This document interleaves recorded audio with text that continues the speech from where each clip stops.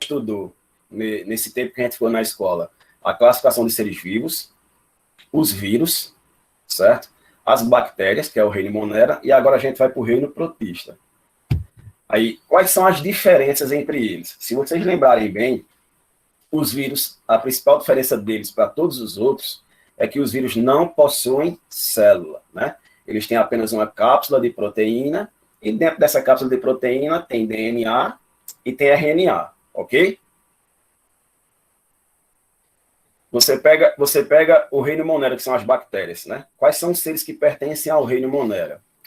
São os seres unicelulares, procariontes, né? O que são seres procariontes? São seres que o seu núcleo, ele não é organizado, ele não é protegido por uma membrana que a gente chama de carioteca, certo? São seres muito simples.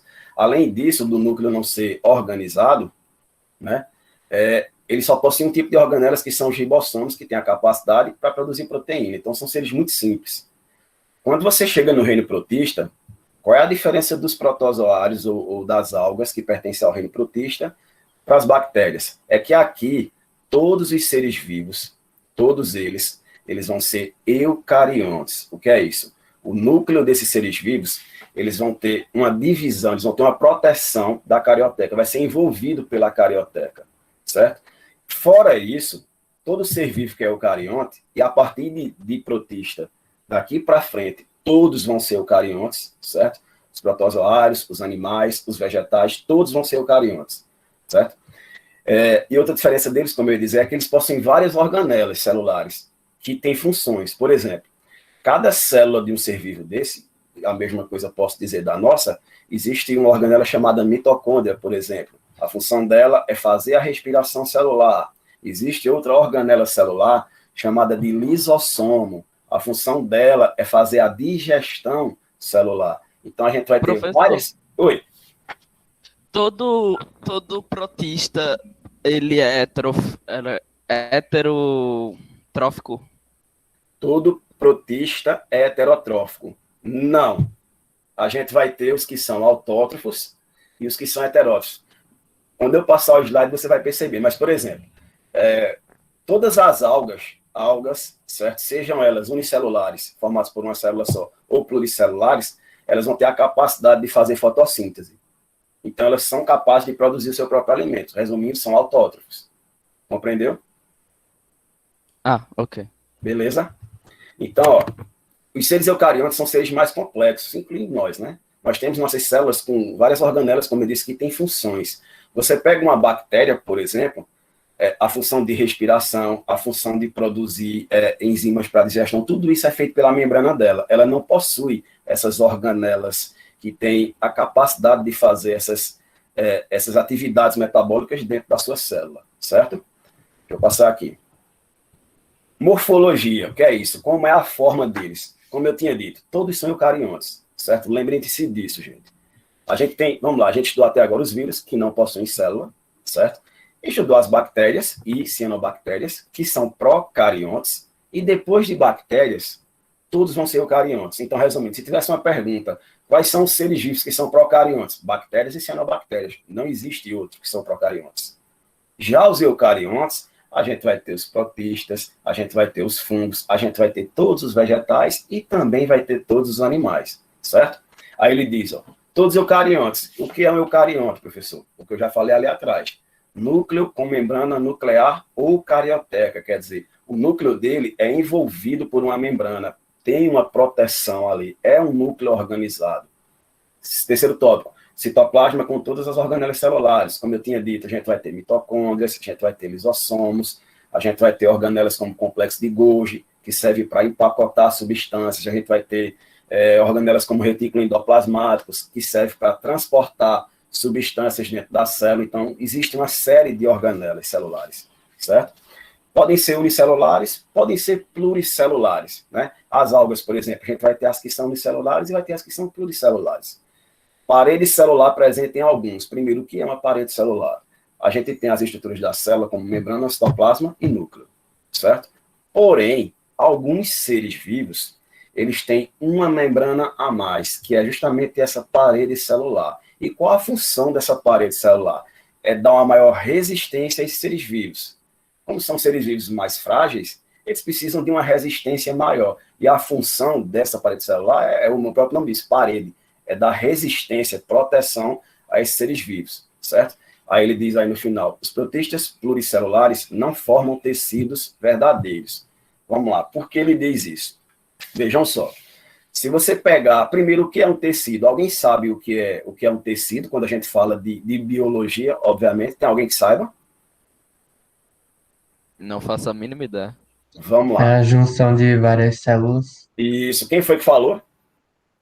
É o Gustavo. Gustavo. Valeu, Gustavo. Pronto, Gustavo, é justamente isso. Vejam só.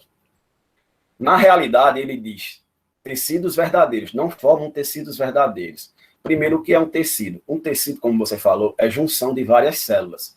Porém, essas várias células juntas, elas têm que desempenhar a mesma função. E isso forma um tecido. Por exemplo, um exemplo simples e prático, para que vocês compreendam o que é um tecido, certo? Você pega a sua pele, a nossa pele. A nossa pele é formada por várias células bem juntinhas, uma colada na outra.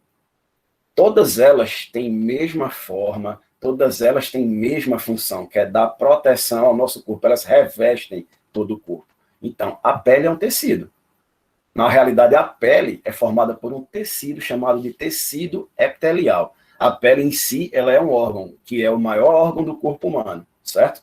Mas ela é formada por tecido epitelial, porque elas têm células que desempenham a mesma função. Compreendido? Já no caso dos protozoários, dos protistas, do reino protista, na realidade, não são os protozoários, mas as algas também, não existem tecidos verdadeiros. Aí, por exemplo, você pega algas, deixa eu só voltar na primeira página aqui para vocês verem, nessa primeira página aqui. Ó. Vocês estão vendo aqui embaixo, conseguem ver o mouse aí? Consegue. Vocês estão vendo essas duas fotos aqui, não estão? Essa primeira aqui, verdinha, e essa segunda aqui, ó. Quando você olha para aqui, você pensa que isso aqui é o quê? Você pode pensar que isso aí podem ser plantas, certo? São seres pluricelulares, parecem muito com as plantas, só que não são plantas. Aí, justamente é isso. Por que essas aqui não são plantas? Isso aqui, não sei se alguém de vocês, quem já foi na praia deve ter visto isso aqui. Isso aqui a gente chama de sargaço lá na praia, certo? Mas isso é uma alga pluricelular. Aí, por que esses dois aí não são plantas? Porque justamente isso que ele falou aqui, ó, não formam tecidos verdadeiros. A diferença principal de algas pluricelulares, certo? Para as plantas é que as plantas têm tecidos verdadeiros.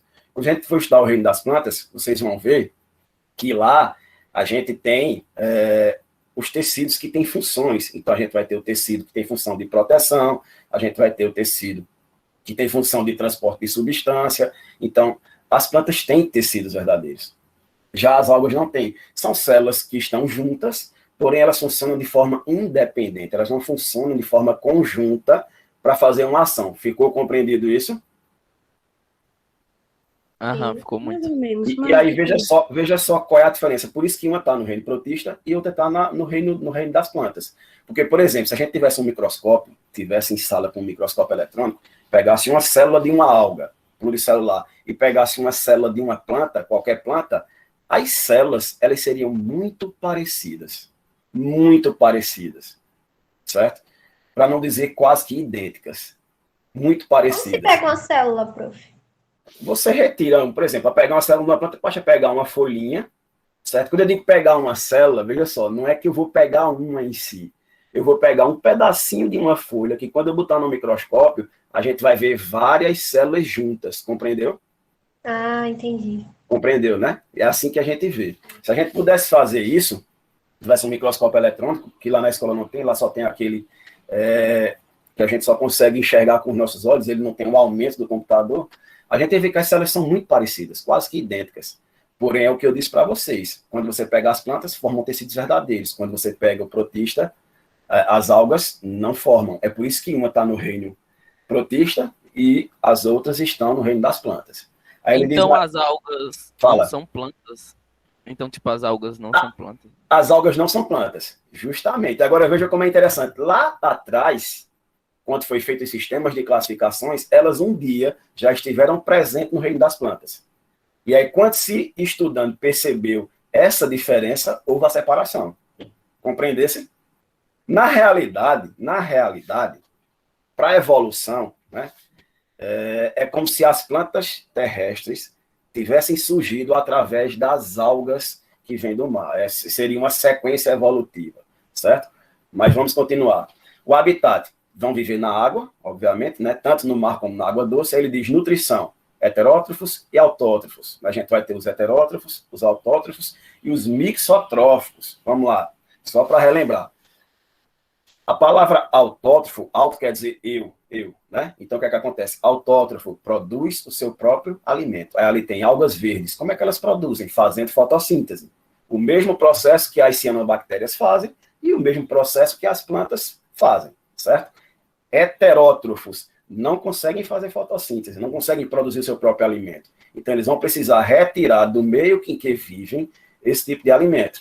E os mixotróficos são os que têm a capacidade de fazer as duas coisas. Porém, fazer as duas coisas, mas eles são de origem autótrofa, né? A gente tem autótrofos que conseguem conseguem se alimentar sem fazer os processos de fotossíntese, por exemplo. Porém, a gente não tem nenhum que seja heterótrofo que consegue fazer, produzir o próprio alimento. Então, os únicos que serão mixotróficos são os que são autótrofos e que em outros momentos, por algum motivo ou outro, resolvem se alimentar de substâncias do meio ambiente, certo? E alguns são parasitas que vão transmitir doenças a outros seres vivos, inclusive a nossa espécie que a gente vai ver. Alguma pergunta? Não por enquanto. Essa aula da gente vai até 9h40, não é isso? Isso. Então, vamos lá. Ó, aqui tem protistas autótrofos. Aí tem aqui já em cima, todos vão fazer fotossíntese, certo? Todos vão fazer fotossíntese. Só lembrando, para quem não está lembrado, professor, mas o que é fotossíntese? Fotossíntese é o processo, né, biológico que os seres vivos fazem para produzir o seu próprio alimento. Como é que isso acontece? Vamos pegar a planta. O que é que a planta precisa, professor, para fazer fotossíntese? Ela precisa de água, sais minerais que ela retira do solo com as suas raízes, certo? Ela precisa da luz do sol, que ela vai retirar através das suas folhas, né? Vai absorver essa luz do sol. Nas folhas existe uma proteína, uma substância, né, que dá a coloração verde das folhas das plantas, chamada de clorofila, certo? Então, a clorofila absorve a luz do sol, e as folhas também têm estruturas que conseguem pegar do ar o gás carbônico. Então, ela junta gás carbônico, água, sais minerais e luz do sol. Ela pega essas substâncias que são de origem inorgânica. Aí você vai dizer, por que inorgânico, professor? Porque isso está na natureza. Nada disso que foi retirado vem de outro ser vivo, está no meio ambiente, certo? Então, toda substância que está no meio ambiente, que não provém de outro ser vivo, a gente chama isso de inorgânico. Então, ela pega essas 4 substâncias e ela transforma em oxigênio, no caso das plantas, né, das plantas nossas. A maioria do oxigênio que elas produzem, elas vão utilizar para respirar, certo? E produzem glicose, que é o alimento delas. Então, quando você joga água na planta ou coloca adubo, aquilo não é o alimento da planta, mas ela vai utilizar aquelas substâncias para produzir ele. Ficou compreendido isso? Professor, eu tenho uma pergunta. Fala. Tipo, todo o processo de fotossíntese só ocorre com as mesmas substâncias, tipo luz do sol, gás carbônico, etc. No caso da fotossíntese, sim. Certo? Agora, existe outro processo que é muito parecido com a fotossíntese, chamado de quimiossíntese. Aí, qual a diferença, professor? É que as substâncias são outras substâncias químicas. Mas, no caso da fotossíntese, as substâncias são sempre estas mesmas. Certo? Ah, ok. Outro detalhe. Professor. Oi. Só uma pergunta aqui. A fotossíntese que o senhor falou é água, luz do sol, CO2, aí ela cria o quê mesmo? É oxigênio o quê? Oxigênio e glicose. Açúcar, um tipo de açúcar. Glicose é o alimento dela. Certo? Valeu. Pronto, vê só. Outra curiosidade, que não fala aqui, inclusive, no slide, mas é uma curiosidade que vocês têm que saber. Por exemplo, não sei se vocês sabem, mas nossa atmosfera, ela possui mais ou menos 21% de gás oxigênio. Não sei se já ouviram falar, certo? E outra coisa, esse 21% de gás oxigênio, ele não se renova sozinho, não.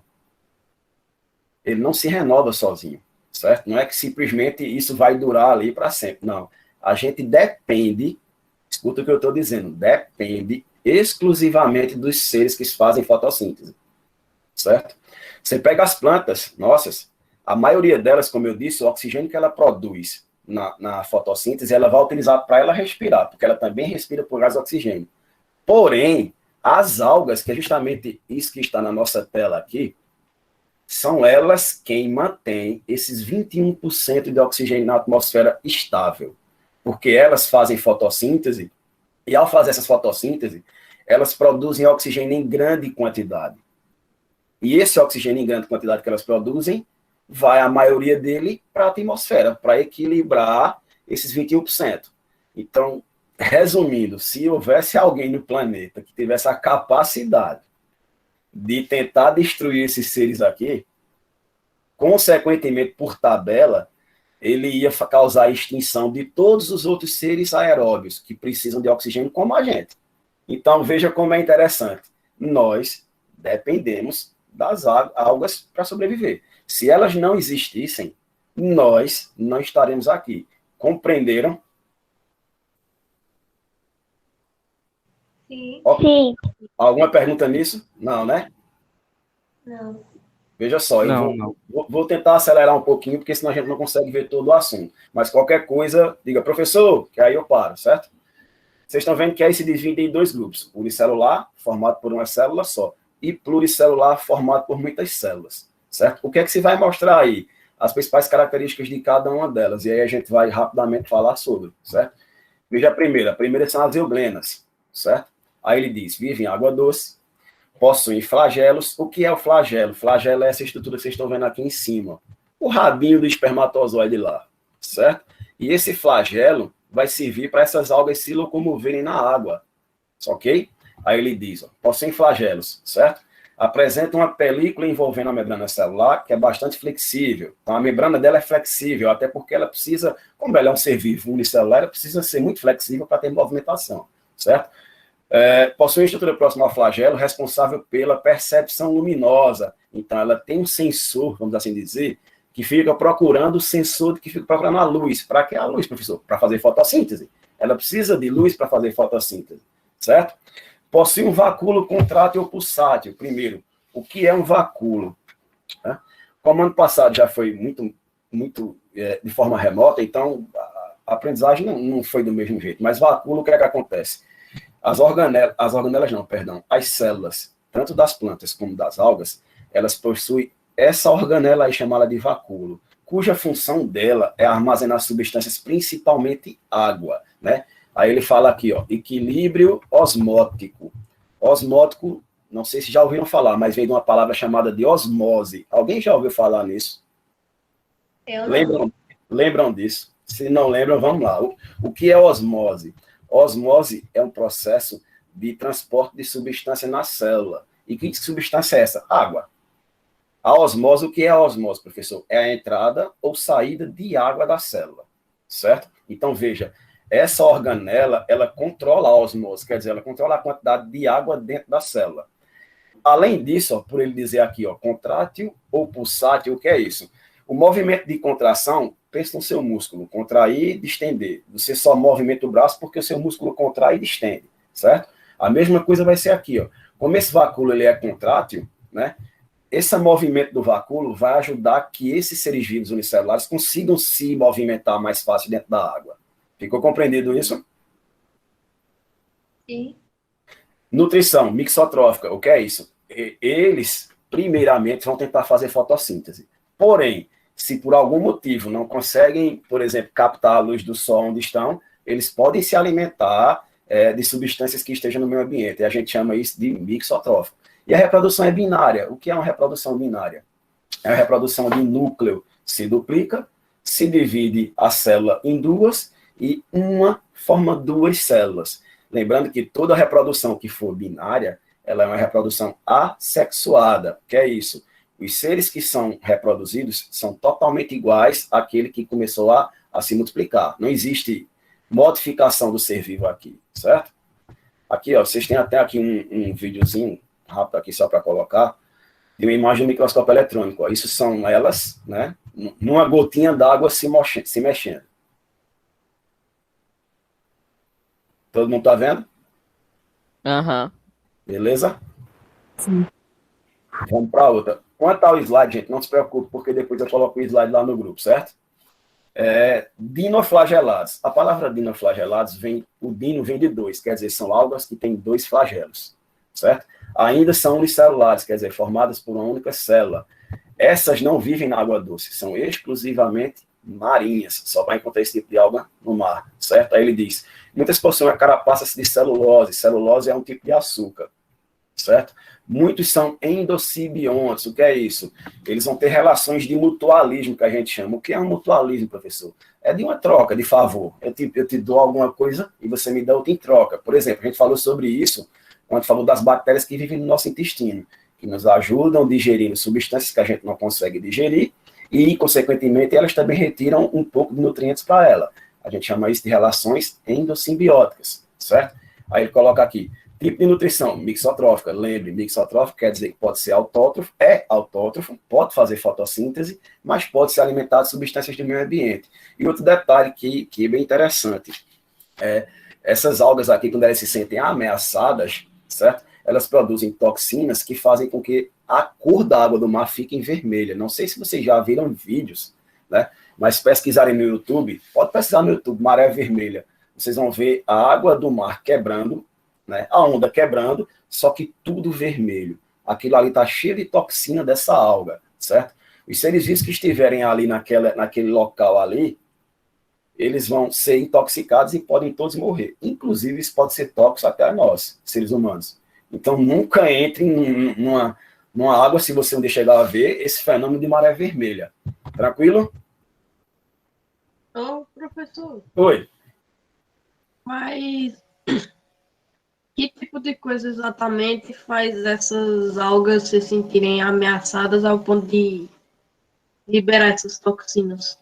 Até a poluição na água pode fazer com que elas se sintam ameaçadas. Porque você está modificando o meio ambiente delas, elas percebem que o ecossistema dela ali não está equilibrado, e aí elas soltam essas toxinas para tentar matar o que está desequilibrando. É um sistema de defesa delas. Compreendeu? Entendeu? Entendi. Ó, mais algas, diatomáceas, vivem no mar. Aí ele diz, responsáveis por 25% da produtividade primária da Terra. Então, essas algas aí, quando elas morrem, certo? As substâncias delas vão acumulando no oceano e vão formando estruturas que depois vão ser utilizadas pelos seres humanos em produção de várias coisas. Tem até aqui embaixo, ó.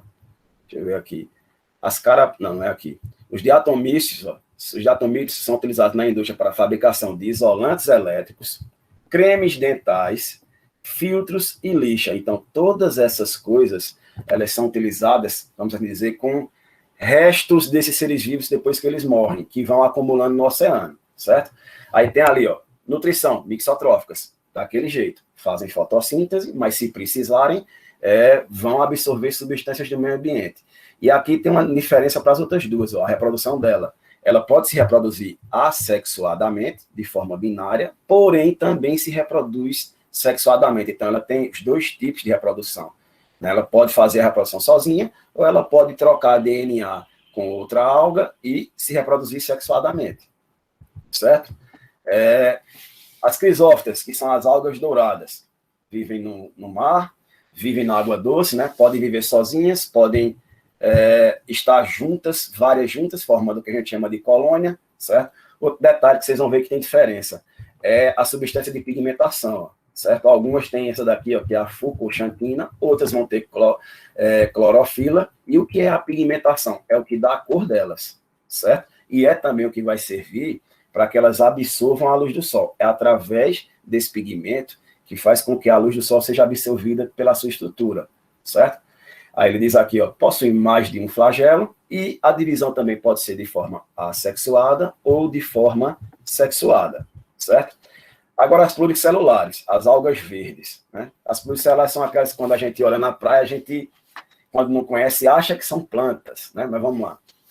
são pluricelulares, podem viver no mar e na água doce. Como a gente viu lá atrás, ó, não formam tecidos verdadeiros. Não existe tecidos verdadeiros aqui. Aí ele coloca até na frente aqui, ó.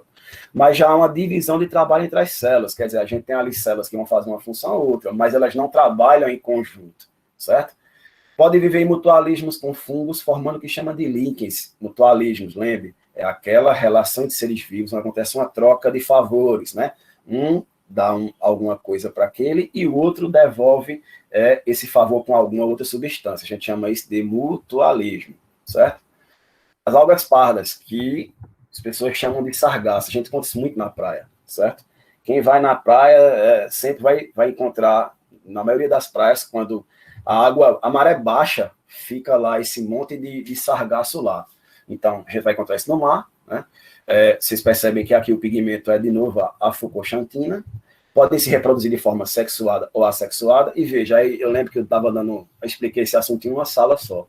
Aí a menina fez, professor, isso é nojento, né?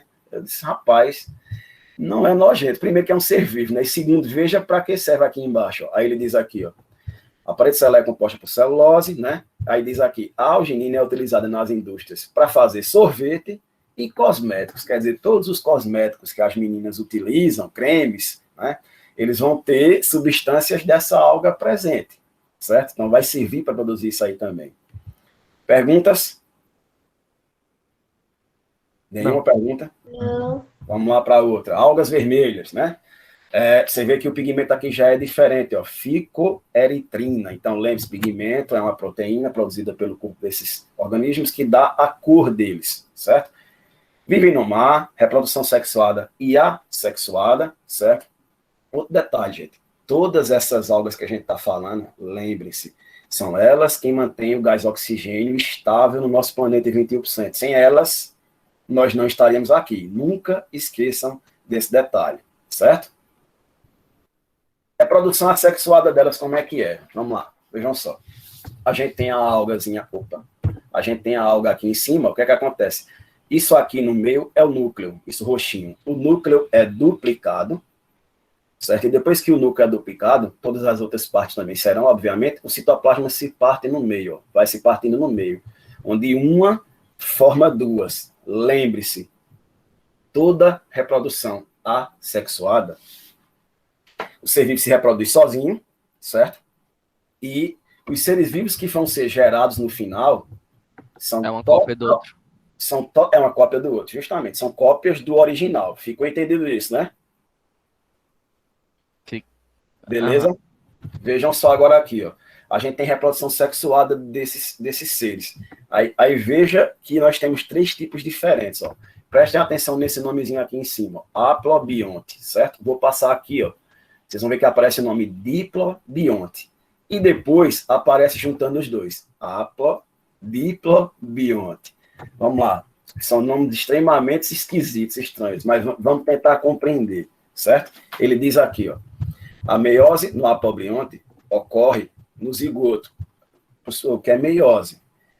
Meiose, e que vocês estudaram ano passado, é um tipo de divisão celular. A gente tem mitose ou meiose, né? A mitose é a divisão celular da maioria das células. A meiose é a divisão celular que produz, por exemplo, os gametas. Traduzindo para a nossa espécie, espermatozoide e o óvulo, beleza? Aí ele diz aqui, ó. A meiose ocorre no zigoto, o zigoto está aqui embaixo. Acompanhem aqui embaixo nesse esquema, certo? Ocorre no zigoto, produzindo células haploides. Outro detalhe, professor, aí tem célula haploide e tem um N do lado, né? E tem esse 2N aqui. O que quer dizer células haploides? O que quer dizer esse 2N? Vamos lá, vejam só. A gente tem 2 tipos de células em todos os seres vivos que possuem células. Células haploides e diploides, certo? Qual a diferença das duas? Você pegar a nossa espécie, por exemplo, para que vocês compreendam. Se a gente pegar uma célula humana, ela vai ter no seu núcleo celular 46 cromossomos. Uma célula, a maioria das células, 46 cromossomos. Pega uma célula da pele de qualquer um da gente, ela vai ter no núcleo 46 cromossomos. Essa célula que tem os 46 cromossomos, a gente chama ela célula diploide, certo? E todas essas células diploides nossas, elas surgem através de cópias do zigoto que está aqui. E o que é o zigoto, professor? É a célula formada da união do espermatozoide e do óvulo da nossa mãe. Espermatozoide do pai e o óvulo da mãe. Compreendido? Sim. Aí Certo? esse processo é com os bichos lá, com os protistas. Esse que a gente está vendo aqui é com protista, mas com a gente também tem isso, juntar o espermatozoide com o óvulo. Só que aqui, ó, não é espermatozoide e óvulo, certo? Mas existem os gametas aqui, ó. Outra coisa, o nome de espermatozoide e óvulo, a gente chama isso de gameta. Vocês estão vendo aqui atrás, ó, gametas, no início aqui desse ciclo, ó, gametas aqui, ó. Esse que tem uma setinha é o masculino, esse que tem uma cruzinha é o feminino. Então, ó, juntou o gameta masculino e o feminino. Lembrando que esse gameta masculino, obviamente, veio de adultos dessas algas, né? Um adulto que seja do sexo masculino, vamos assim dizer, e um adulto que produz o gameta feminino. Quando se juntaram aqui, ó, formou o zigoto, certo? Esse zigoto, depois aqui, ó, sofre meiose, certo? Meiose. E o que é que acontece? A meiose é a produção desses gametas que a gente está vendo aqui, ó. Então, o que é que acontece? Quando sofre meiose, formam células com a metade dos cromossomos do zigoto. Por exemplo, eu disse para vocês que nossas células têm 46 cromossomos. Se a gente pegar um espermatozoide, ele só tem 23. Se você pegar um óvulo de uma mulher, ele só tem 23. Então, é isso que acontece. Por isso que quando junta o óvulo com o espermatozoide, forma uma célula com 46. É a mesma coisa que está acontecendo aqui, certo? Então, o que é que acontece? Essas células haploides, elas vão dar origem ao adulto aqui, ó. Então, o que é que eu tenho que saber, professor, desse ciclo aqui? Eu tenho que saber nesse ciclo aqui que o adulto aqui, ó, ele vai ser haploide, ele vai ter a metade de cromossomos, por isso o nome é ciclo haplobionte, ok? Esse haplo vem de haploide, adulto haploide, beleza? Ok. Ok. No diplobionte é o mesmo pensamento. Olha o adulto aqui, ó. Ele é o quê? Diploide. Então, esse nome diplobionte é porque nesse tipo de ciclo, o adulto aqui é um adulto diploide, certo? É apenas isso que você tem que saber. E no outro, que é diplobionte, você vai ter interagindo ali adultos que são haploides, como está aqui embaixo, ó, e adultos que são diploides. É a única diferença entre esses ciclos. Lembre-se que os três, ó, tá aqui em cima, são exemplos de reprodução sexuada. O que é que acontece? Os filhos dessa reprodução, eles vão ser diferentes dos pais, porque eles são formados por uma mistura. Houve uma fusão aqui, uma mistura, ó, de gameta masculino, que vem de um ser vivo, com gameta feminino, que vem de outro. Tranquilo? Tranquilo, meu povo? Pera, Oi? como assim, tipo, os adultos diploide, aí os esporos e depois vem os adultos... Vê só o que é que acontece aqui, ó. A gente vai ter dois tipos de adultos nesse sistema aqui.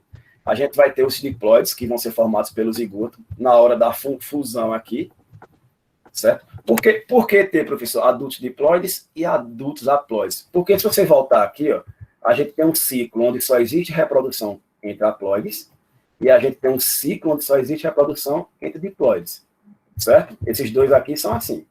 Esse daqui não. Você vai ter adultos diploides que depois eles originam adultos haploides.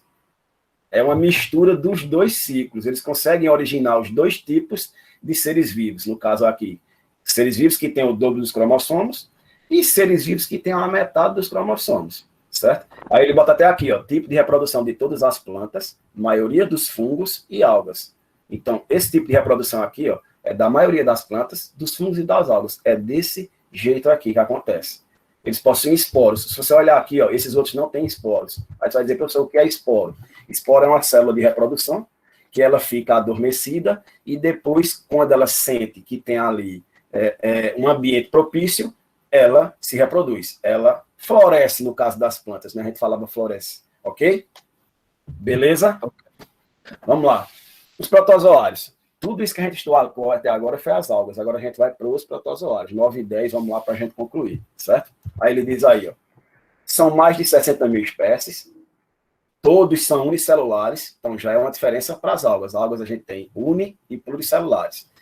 Todos são heterótrofos, outra diferença para as algas, né? As algas são A gente vai ter as que produzem o seu próprio alimento, autótrofas, e vai ter as heterótrofas, e vai ter as mixotróficas, que fazem as duas coisas, né? No caso dos protozoários, não. Todos eles vão precisar retirar o alimento de algum local, eles não produzem. Habitam os mais variados ambientes, solos úmidos, água doce, salgada, dentro de seres vivos, enfim. Os protozoários parasitas possuem grande importância médica, né, e veterinária, pois são agentes causadores de várias doenças no homem e nos animais. Suas células realizam todas as funções vitais. Lógico, se são eucariontes, as células deles têm todas as funções, né? Vai ter a organela de locomoção, vai ter as organelas que fazem a digestão, no caso dos lipossomos, vai ter as organelas que fazem a excreção para colocar as substâncias desnecessárias para fora, vai ter a organela que faz a respiração, as mitocôndrias, e vai ter as organelas capazes de fazer a reprodução desses seres vivos. Então, sua célula é eucarionte.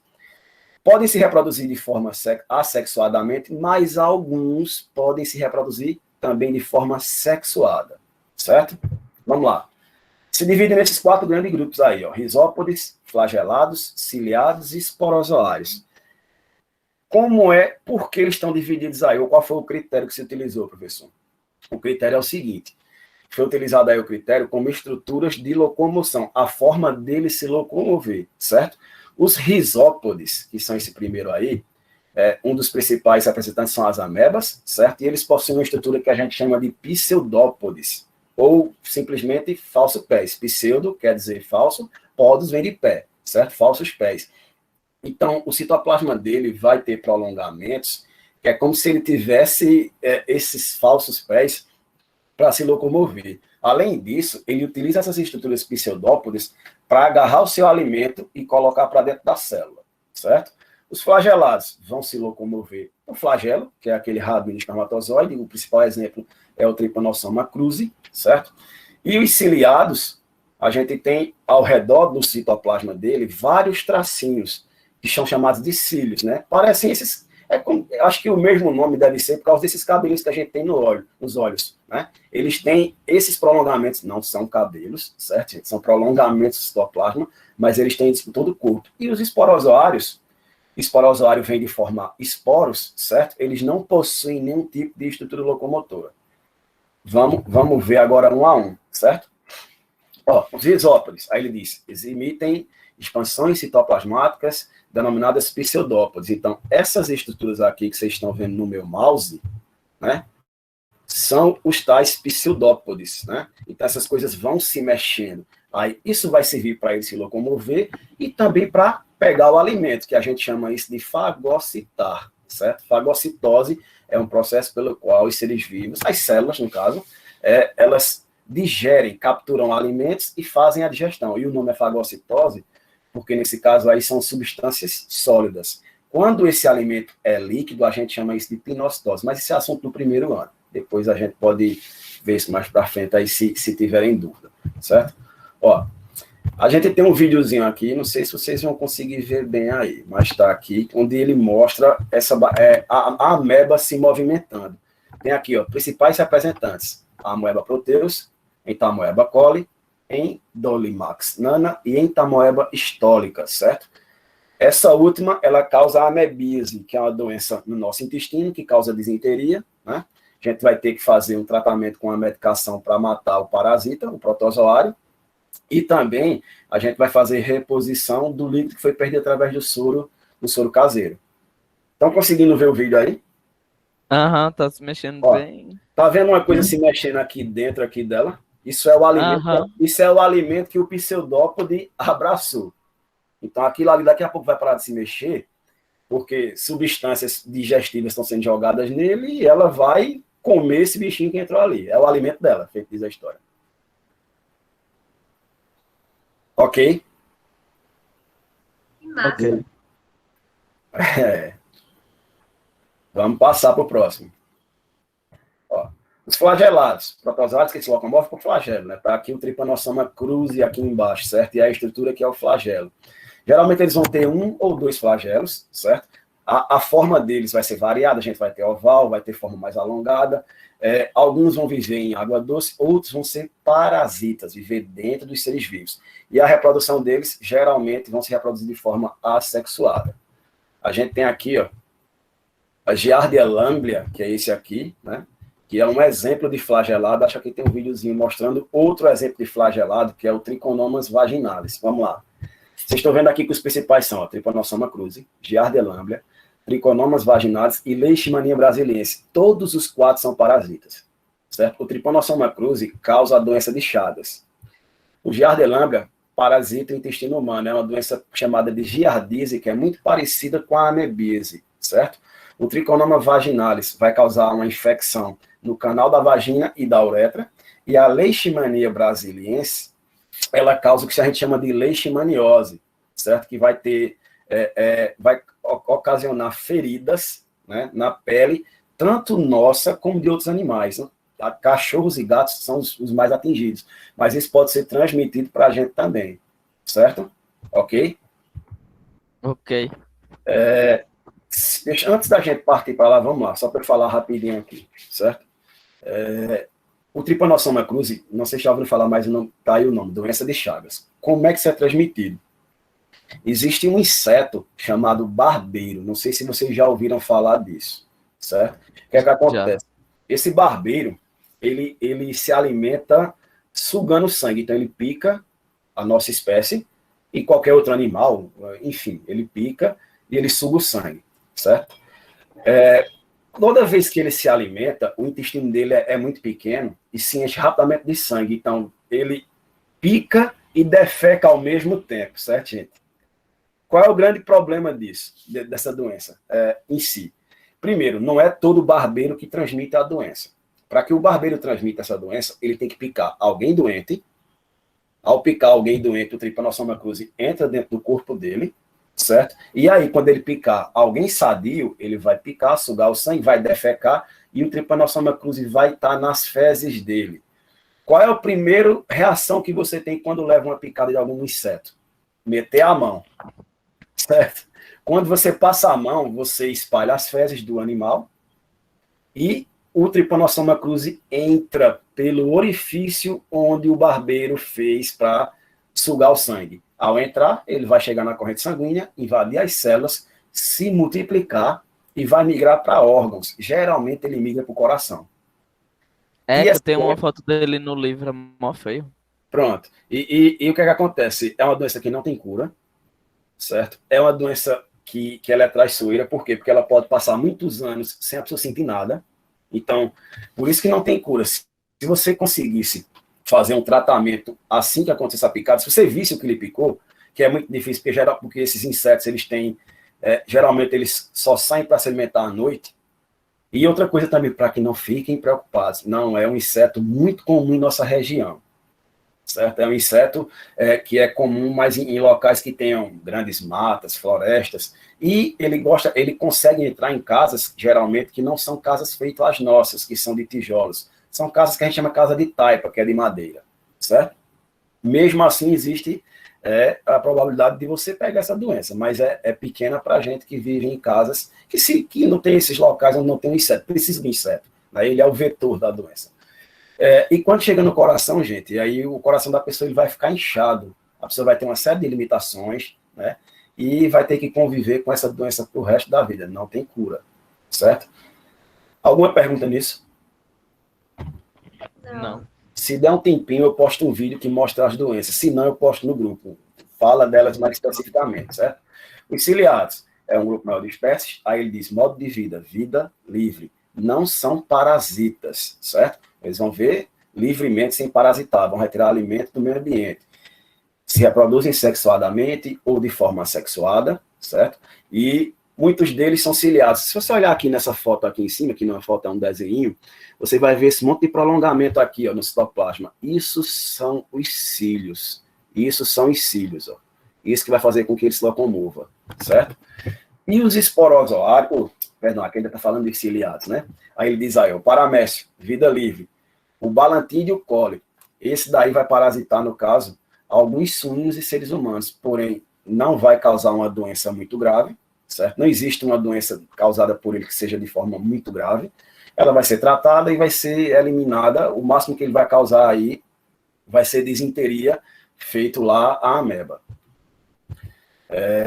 Vamos lá. Os esporozoários.